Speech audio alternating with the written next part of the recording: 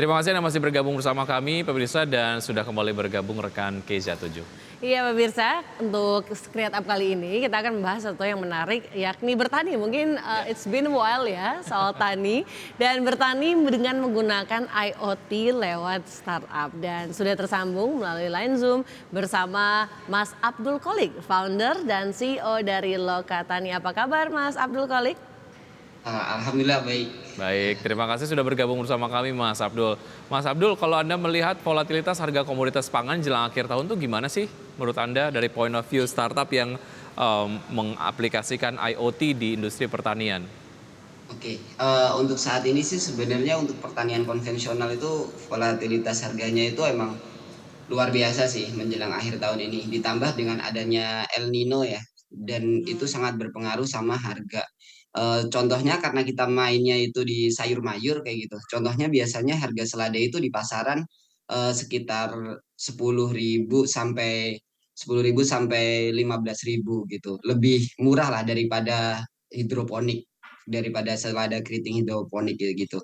Nah, di akhir tahun ini tuh bisa nyampe harga 40 sampai 50 kemarin kita coba survei kayak gitu. Jadi bisa lebih mahal dari sayuran hidroponik yang mana selama 3 tahun ini kita menjaga harganya tetap stabil di harga sekitar Oke. 30-40-an seperti itu Baik, sih. artinya volatilitas harga ini yang kemudian juga banyak disampaikan merugikan masyarakat, kemudian juga sebetulnya dari petani juga nggak terlalu menikmati dari volatilitas harga ini. Sebetulnya itu manageable ya, bisa diatur sebenarnya ya? Iya, jadi kalau sebenarnya kan hal itu terjadi karena banyaknya gagal panen ya. Terus habis itu banyaknya waste dari pengiriman, dari logistiknya, supply chain-nya seperti itu. Nah, kalau di hidroponik memang bisa diatur walaupun tidak semuanya bisa diatur ya. Iklim Hmm, tetap menjadi salah satu hal yang masih apa ya, masih sulit untuk kita tangani dengan biaya yang murah kayak gitu. Harus baik. dengan biaya yang mahal sedangkan harga sayuran sendiri kan nggak begitu mahal. Kayak gitu sih, itu yang jadi concern di kita sebenarnya. Hmm, Oke, Kayak gitu. dari iklimnya memang tidak manageable in human hands mungkin ya, ya. ya. Tapi kalau sejauh ini pola tanam dan pengetahuan petani khususnya terkait dengan praktek bertani yang ideal, sejauh mana itu kemudian mempengaruhi pola produksi dan khususnya volatilitas harga komoditas pangan, Mas Abdul Qolik? Iya, nah itu yang sebenarnya di Lokatani terapkan gitu. Kita menggunakan on demand supply chain. Jadi apa yang ditanam petani itu lebih ke apa yang diminta oleh klien, sehingga kita itu bisa menstabilkan harga. Selama ini selama 3 tahun kita beroperasi itu semua petani dan mitra-mitra petani kita itu mempunyai harga yang apa namanya stabil dan juga profitable untuk mereka, sampai mereka sendiri kayak misalnya salah satu mitra kita KJ Farm itu dia bisa double penghasilannya karena yang mereka tanam itu ya udah sesuai dengan permintaan. Jadi setiap mereka naruh benih dia udah tahu nih pasarnya kemana kayak Hmm, gitu. Dan kita menerapkan schedule planting sebenarnya. Jadi oke, setiap 2 hari sekali kita panen dan itu bisa terjadi di hidroponik. baik. Dan kita sedang riset di yang konvensional juga sih saat ini untuk Oke. schedule planting yang kita terapkan itu. Menarik pada saat Anda sampaikan bahwa menanam hanya berdasarkan permintaan ataupun demand dari masyarakat gitu ya, ataupun market. Nah itu demand-nya gimana Mas disampaikannya? Apakah sebelum penanaman kah atau setelah panen? Karena kalau setelah panen kan petani sendiri kan memang sudah memproduksi banyak gitu. Ketika kemudian ternyata demand-nya nggak banyak, sisanya mau dikemanain gitu. Nah ini gimana sih polanya? Kalau di Lokatani sendiri karena kita kebanyakan B2B ya, untuk resto, cafe, hotel dan lain Hmm, sebagainya gitu. Jadi kita deal dulu dengan market kita, lalu setelah itu kita akan menerapkan schedule planting atau penjadwalan tanam ke petani-petani kita, yang mana hmm, di kebun kita sendiri ataupun di kebun mitra itu menanam sesuai dengan pesanan. Oh, butuhnya itu misalnya bayam hidroponik itu 2 hari sekali kayak gitu. Jadi 2 hari sekali oke. petani mitra kita yang tergabung dalam ekosistem Lokatani itu menanam juga 2 hari sekali. Jadi ketika kita deal dengan market, biasanya dalam 1 bulan pertama karena umurnya sayur, maksudnya untuk bisa dipanen yang ideal itu di 1 bulan sampai 2 bulan. Nah itu kita support aja gitu. Tapi setelah 2 bulan, semua permintaan yang mereka minta itu bisa kita sediakan seperti itu. Oke. Jadi kita Menarik. memang belum main dalam skala yang lebih luas seperti itu. Cuman as a matematik ya saya bikin model yang lebih sederhana dulu, yang constraint-nya lebih sedikit sehingga fungsi tujuannya tercapai. Nah nanti ketika pengen ngembangin ke depannya ke pertanian yang lebih besar, itu kita udah punya model yang firm untuk diterapkan di pertanian-pertanian konvensional dan Ya. juga mungkin di fishery dan livestock seperti itu sih. Semakin menarik Mas Abdul kalau tadi disebutkan dari waktu panennya saja ini memang lebih short ya. Dari Ya. terkait dengan manage waktu panennya, kemudian tadi sistemnya hidroponik dan juga schedulingnya. Apalagi kemudian yang ditawarkan oleh Lokatani ya. Ada apa yang membuat Lokatani ini kemudian lebih berbeda selain daripada tadi yang on demand-nya? Iya, jadi kita juga sebenarnya sekarang ini sedang mengembangkan closed loop supply chain kayak gitu. Jadi kebutuhan-kebutuhan pertanian, apalagi di hidroponik itu kan memang seperti dari segi benihnya, nutrisinya dan lain sebagainya itu masih niche market banget ya. Jadi kita juga di situ menerapkan inventory management sistemnya, jadi penjadwalan dan sebagainya melalui aplikasi. Dan nanti ketika mereka ingin berbelanja terkait dengan kebutuhan pertaniannya seperti misalnya nutrisi, benih, rock wall-nya dan lain sebagainya itu kita juga bisa menyediakan itu. Dan yang pastinya adalah edukasi dan juga diskusi sih, sharing knowledge lah terkait dengan gimana sih bagaimana pergerakan pasarnya. Dari kita benar-benar ngajak farmer-farmer mitra kita, petani-petani mitra kita itu untuk tahu nih market lagi kayak gini, terus habis itu apa yang lagi dibutuhkan. Terus kualitas seperti apa sih yang diminta oleh resto Ya, A, resto B, resto C seperti itu. ya Jadi kita knowledge. menerapkan itu Betul.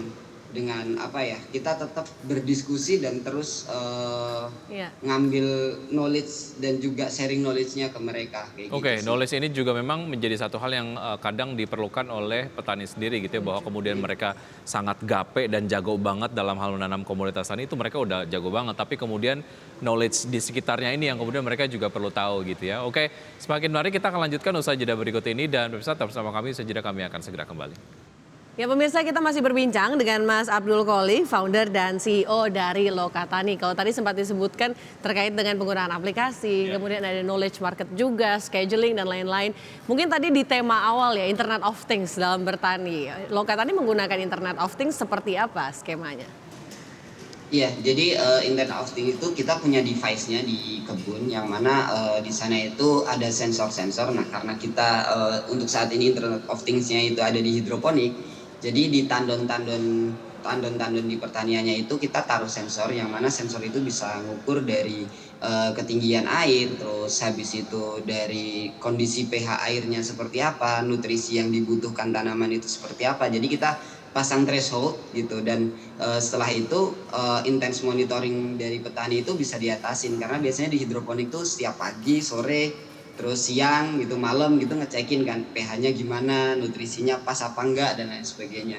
Karena rekayasa semua kan. Nah, itu dikerjakan oleh si IoT itu dan juga ketika nanti kurang dari thresholdnya atau berlebih dari thresholdnya, nah ada aktuator yang menambah nutrisinya, pH up-nya ataupun dari air bakunya itu sendiri. Oke. Nah, itu semua bisa dikontrol dari aplikasinya.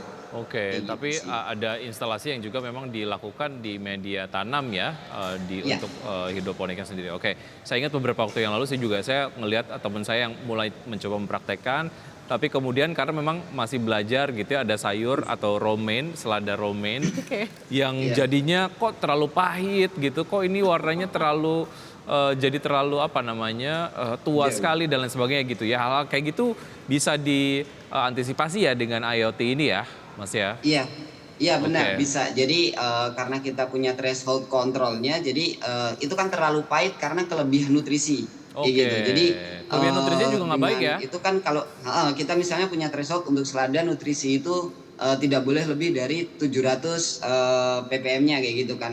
Nah, kalau dia lebih dari 700 ya tadi biasanya terjadinya pahit. Kalau kurang dari 500 misalkan, nah jadinya seladanya kuning kayak gitu kan, romaine-nya Oke. jadi kuning. Oke. Nah, itu bisa kita kontrol. Jadi kita Ya. oke threshold kita di misalnya 700 sampai 600 ya. Kalau udah Ya. 600 ya nutrisinya berarti tambahin kayak gitu. Kalau udah lebih dari 800 ya udah berarti air bakunya yang tambahin kayak Oke. gitu. Seberapa Jadi signifikan secara Mas?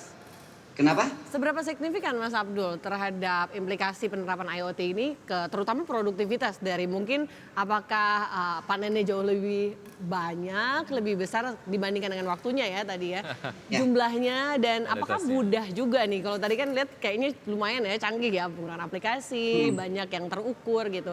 Dari petaninya sendiri apakah mudah untuk menerapkan cara kerja seperti ini? Iya, sebenarnya kalau mudah atau enggak itu tergantung bagaimana petaninya ya. Cuman untuk di ekosistem Lokatani sendiri sebenarnya mereka ini muncul dari keresahan mereka ketika mereka ngatur kayak gitu kan. Karena sering banget terjadi gagal panen gitu.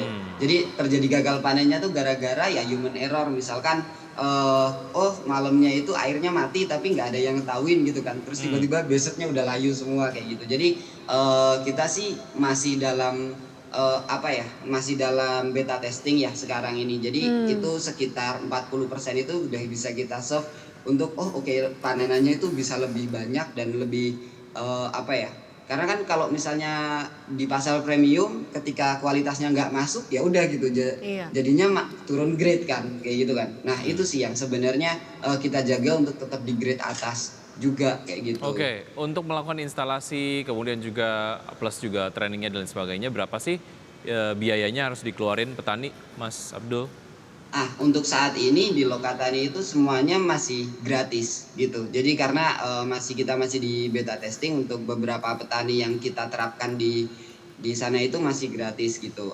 Untuk model bisnisnya subscription atau apa nantinya karena kita sekarang ini lebih ke in-app shop-nya ya yang jalan untuk bisnis modelnya. Tapi untuk alatnya itu karena kita juga produksinya belum banyak kayak gitu kan dan masih di skala hidroponik, jadi kita masih sekalian testing, user research dan lain sebagainya untuk Oke. mendapatkan data-data Oke. itu. Artinya masih di tahap Gitu itu sih. begitu ya. Secara Ya, proyeksi hanya akan fokus di hidroponik saja atau mulai konvensional? Enggak sih, sebenarnya kenapa kita mulainya dari hidroponik tadi kalau as a mathematician ya itu lebih mudah kayak gitu kan. Karena constraint-nya kelihatan semua. Tapi sebenarnya hidroponik ini juga karena dia itu ngurusin tanaman di air dan juga di dalam greenhouse. Jadi untuk dikembangkan ke nantinya livestock kan urusannya sama kandang, sama Ya. suhu ruangan dan sebagainya ya, sama dengan greenhouse-nya. Terus habis itu kalau misalnya ke fishery urusannya sama air, kita juga udah ngurusin. Nah, konvensional juga kita urusannya sama tanaman. Jadi kalau ke konvensional itu nanti kita nggak, ini tanah yang sini itu pupuknya sama dengan tanah yang sana, enggak. Tapi Baik. kita akan lihat nih dari sini, yang di sini kurangnya cuma nutrisi dari kalsiumnya, yang sini kurang nitrogennya. Jadi kita bisa lebih menghemat dari sisi pemupukan dan sesuai dengan kebutuhan tanaman itu sendiri. Banyak sekali inovasi dan rencana yang masih bisa dilakukan ke depan dan excited juga mendengarnya Mas Abdul Qolik. Sukses untuk Lokatani. Ya, Sampai jumpa terima Mas kasih. Abdul, thank you. Channel sukses juga. Baik, dan pemirsa sebelum kita akhiri Power Brokers, kita akan update kembali pergerakan dari IHSG di menit ke-28 ya. Dari jam 9 tadi di pembukaan sesi 1 IHSG melemah. Dari tadi sempat masuk ke level 7.300-an, kini ada di level 7.290,275. Dan saham-saham yang masuk ke dalam jajaran top gainers ada Bapa, SAPX, SRAJ, Jawa, JARR, Moli, Maya, DMMX, dan AIMS ini jadi top gainers. Tapi kemudian ini top gainersnya auto reject atas begitu ya, karena kenaikannya sangat-sangat signifikan begitu. Iya, sementara dari jajaran top losers ada MEDS, TPIA, Adro, KF, NRG, BSML, AISA, MGRO, Cleo, dan Avia.